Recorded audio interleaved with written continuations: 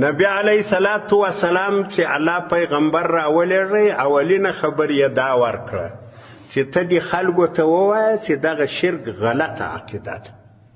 تاسې یوازې د الله جل جلاله الوهیت تسلیم کړئ، دا حق خبر ده. دوی باندې چې دا خبره عرض سوه، نبی علیه صلوات و سلام بیا له دوی سره دا خبره وکړه. د نبی علیه صلوات و سلام دغه خبره پر دې خلکو عرضول د دې مختلفې طریقې وي.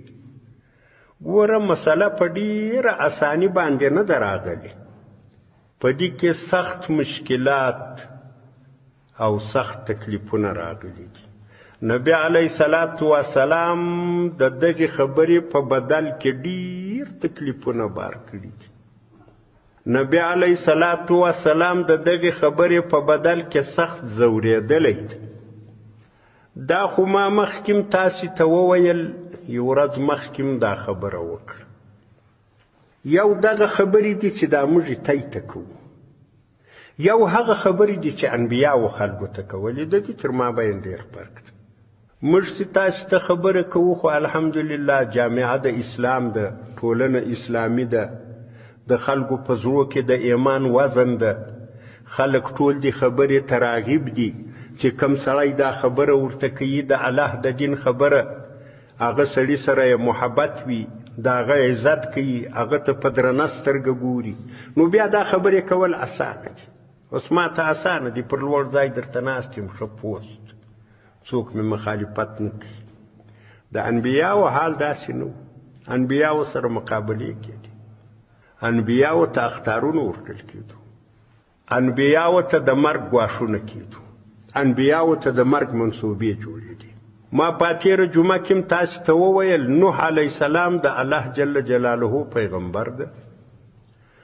نوح علیه السلام نه 900 کاله د توحید درس و خلکو ته ورکړی دی. نه 900 کاله بیخي ډېر وخت.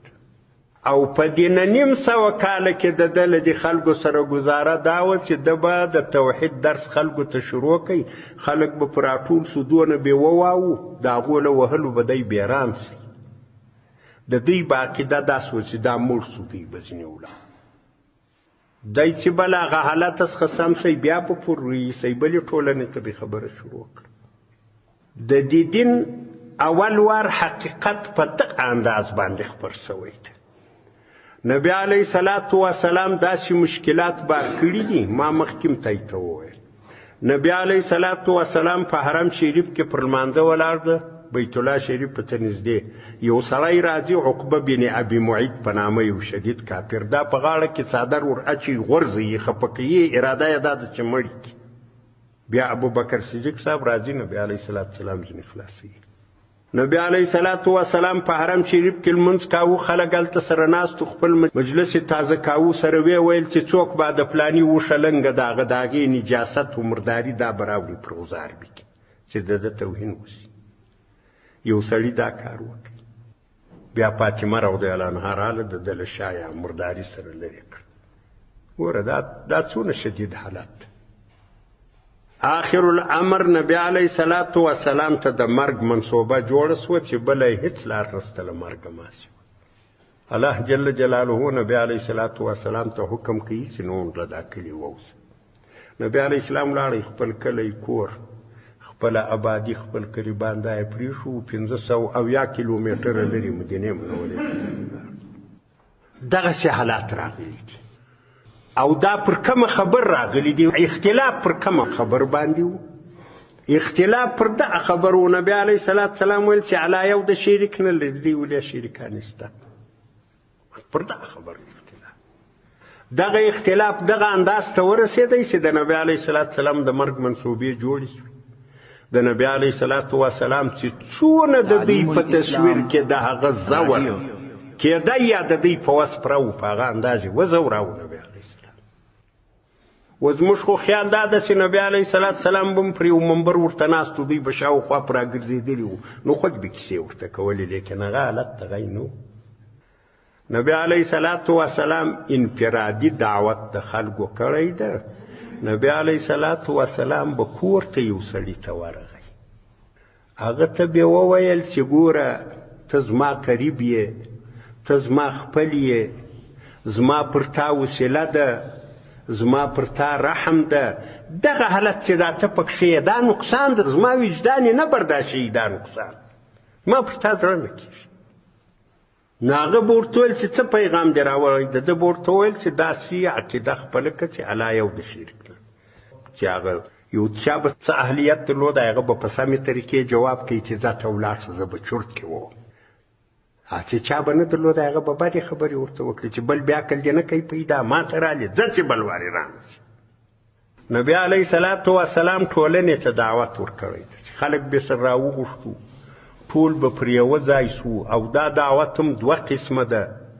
یو داسې دعوت نبي علیه صلات وسلام ورکړی دی چې ټول اهل مکه، ټول قریش دا یې یوې جلسې ته راغوښتي دي، په یو ناره یې جمع کړي دي. بیا یې دا خبره ورته کړې ده چې تاسې زما قوم یاست، تی زما خپلوان یاست، پر تی زما زړه نه کېږي.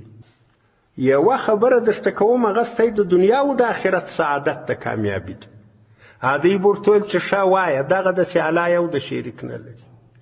خلک به شاوخوا سره ځینې ولاړو، بدې بدې خبرې بین کولې، له ځان سره بې دعوه هم په مټې دې دا خبر راوړه.